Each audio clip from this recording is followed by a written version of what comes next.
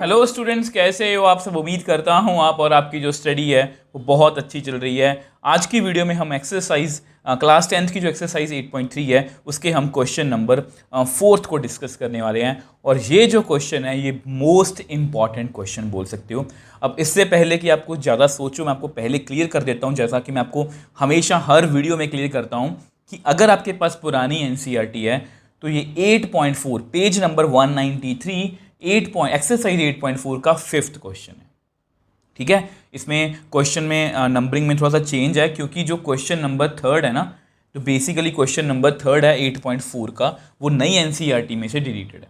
तो पुरानी NCERT 8.4 का ये 5th क्वेश्चन है, नई NCERT का ये 8.3 का 4th क्वेश्चन है। कोई भी NCERT आपके पास हो, बट ये क्वेश्चन मोस्ट इंपॉर्टेंट है। इसके अंदर 10 डिफरेंट पार्ट्स हैं, तो बहुत ही अच्छा, बहुत ही इंपॉर्टेंट क्वेश्चन है। नॉर्मली बच्चों को यही 4th क्वेश्चन या 5th क्वेश्चन कह लो, ये सभी क्वेश्चन मुश्किल लगते हैं। बट मैं आपको इतना ही कहूँगा कि हमने इससे पहले जितने भी क्वेश्चंस किए हैं, सबसे इंपॉर्टेंट ना इसका बेसिक है। ये 8.1 का मतलब इतना सा बेसिक है जिसमें हमने टी रेशियो सीखी है, उसके बाद हमने टेबल सीखा है, फिर ये आइडेंटिटीज। अगर ये आपको एक पेज क्लियर है ना अच्छे से, तो बिलीव मी आपको कोई भी क्वेश्चन मुश्किल नहीं लगने वाला, बहुत आसान लगने वाले हैं। तो पहले क्वेश्चन को पढ़ते हैं। Prove that the following identities where angles involved are acute angle for which expressions are defined. अब ये वैसे मैं आपको बता देता हूँ, ये अक्यूट एंगल्स बोला गया क्योंकि ना नॉर्मली 10th में मैंने आपको पहले बताया था क्वेश्चंस में कि हम 0 से 90 के बीच में डील करते हैं, मतलब 90 तक, क्योंकि क्लास 11th में तो इससे आगे के भी एंगल हैं। तो जस्ट उन्होंने वैसे ही बताया कि 90 तक ही सारे एंगल्स, मतलब अक्यूट एंगल्स की वो बात कर रहे हैं, क्योंकि अक्यूट एंगल 0 से लेकर 90 के बीच में होते हैं। ठीक है, चलो अब फर्स्ट क्वेश्चन फर्स्ट पार्ट की बात करते हैं। कोसेकेंड माइनस कॉट का whole square is equal to 1 minus cos upon 1 plus cos. अब देखो, मैं आपको पहले ही बता, अगर आप सिर्फ सोल्यूशन देखने आए हो कि किस तरह से क्वेश्चन को सॉल्व करना है, या आप सिर्फ ये चाहते हो कि क्वेश्चन जो है वो कोई भी टीचर 2 मिनट में करवा दे सॉल्व, तब आप ये वीडियो छोड़ के जा सकते हो कि मैं 2 मिनट में क्वेश्चन खत्म नहीं करने वाला।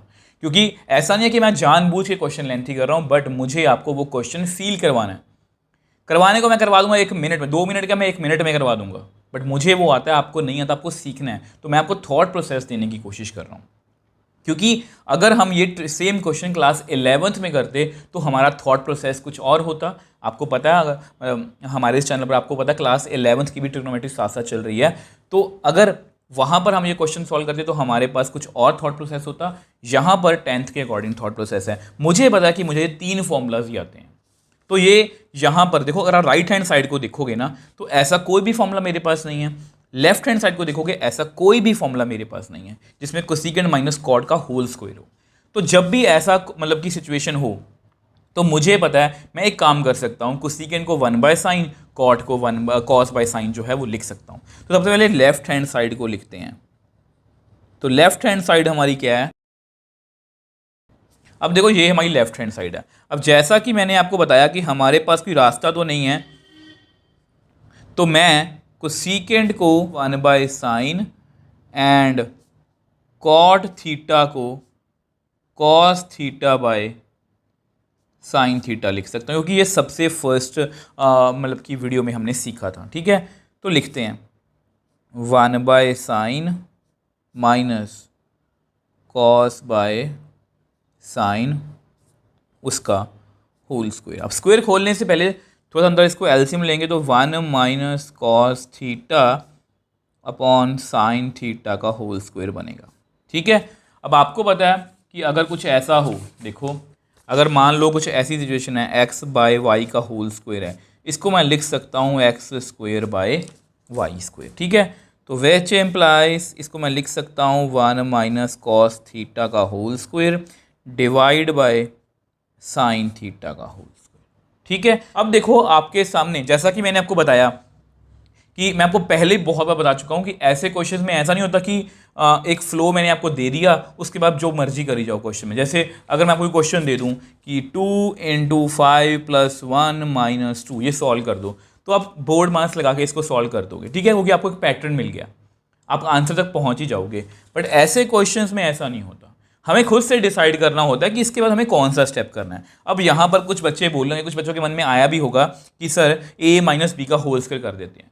कर दोगे, हो भी जाएगा, क्वेश्चन डिफिकल्ट आसान कुछ भी हो सकता है, बट मैं आपको ये कहना चाहता हूँ हमेशा अपनी राइट हैंड साइड पर नज़र रखना। तो 1 माइनस कॉस थीटा मुझे चाहिए, चाहे यहाँ पर स्क्वायर है, मुझे यहाँ पर चाहिए, ठीक है, मुझे यहाँ पर 1 माइनस कॉस थीटा चाहिए, यानी कि इसको मैं खोलने नहीं वाला, मुझे ये मतलब लग रहा है ऐसा। अब साइन, अब आपको पता है कि मेरे पास कुछ फॉर्मूलाज भी हैं, तो क्यों ना मैं ये फॉर्मूला का यूज़ करूँ। क्यों करूँ आपको पता है, वी नो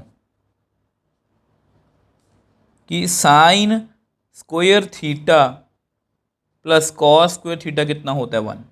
तो अगर मैं साइन स्क्वायर थीटा की वैल्यू निकाल लूँ, अब तो ये कुछ ऐसी आएगी।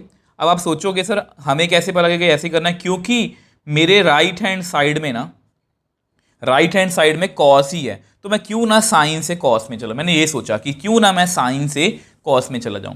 तो विच एम्प्लाइज मेरे पास कितना बचा, 1 माइनस कॉस थीटा का होल स्क्वायर, नीचे कितना आया 1 माइनस कॉस स्क्वायर थीटा। ठीक है, अब यहाँ से मेरे दिमाग में एक और बात आ रही है, क्योंकि मैं अपने आंसर के बहुत करीब हूँ, तो इसको मैं ऐसे लिख सकता हूँ 1 का स्क्वायर कॉस थीटा का होल स्क्वायर, और ये एक फॉर्मूला है। कौन सा फॉर्मूला है, A square minus B square, ये होता है ए minus B A plus B. क्या मैं ये लगा सकता हूँ, यस बिल्कुल लगा सकता हूँ। तो which implies 1 minus cos theta का whole square divide by A minus B A plus B. अब उससे क्या होगा कि ये वाली टर्म और ये वाला स्क्वायर कट गया, तो मेरे पास कितना बच गया, 1 minus cos theta 1 plus cos theta. अब इसको मैं जानता हूँ, ये हमारी क्या है, राइट हैंड साइड। देखो इन क्वेश्चन में आपको शुरू में, देखो इन क्वेश्चंस में आपको शुरू में दिक्कत आएगी। तो पहले दोबारा से बताता हूँ, देखो सबसे पहले मेरे देखा राइट हैंड साइड में कोई फॉर्म लग रहा है, नहीं, आप खुद बताना कोई फॉर्म लग रहा है, नहीं। लेफ्ट हैंड साइड में कोई लग रहा है, नहीं। बट जब फॉर्मूला ना लगे तो मेरे पास क्या ऑप्शन बचती है कि मैं कोसेकेंट को साइन में चेंज करूँ, कॉट को भी। मैंने चेंज किया, अब यहाँ पर आके फंस गए। अब कुछ बच्चे सोचेंगे सर यहाँ पर a माइनस बी का होल स्क्वायर क्यों नहीं लगाया।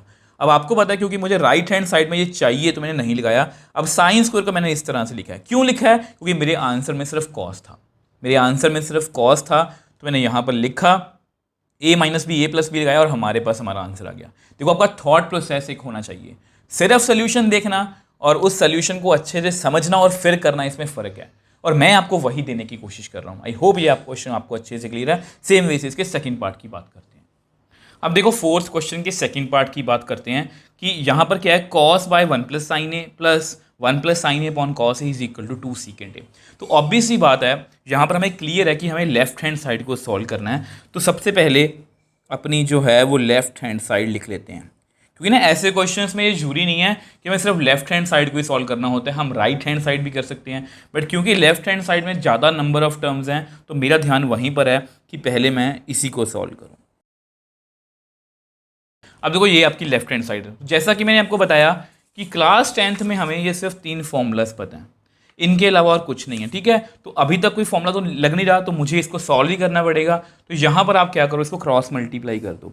कॉस ए को मैं जस्ट आपको दिखाने के लिए एक बार कर देता हूँ, कॉस ए को कॉस ए से मल्टीप्लाई कर दो, प्लस 1 प्लस साइन ए को 1 प्लस, ये जस्ट स्टेप मैं क्वेश्चन को लेंथी करने के लिए नहीं, आपको समझाने के लिए कर रहा हूँ। ठीक है, देखो आपको पहले भी ये इनको आपस में मल्टीप्लाई कर दो, मैं आपको पहले ही बहुत बार बता चुका हूँ, क्वेश्चन को समझने में हमें 10-15 मिनट भी लग सकते हैं, बट क्वेश्चन को पेपर में करने में या टेस्ट में करने में हमें 2 या 3 मिनट ही लगेंगे।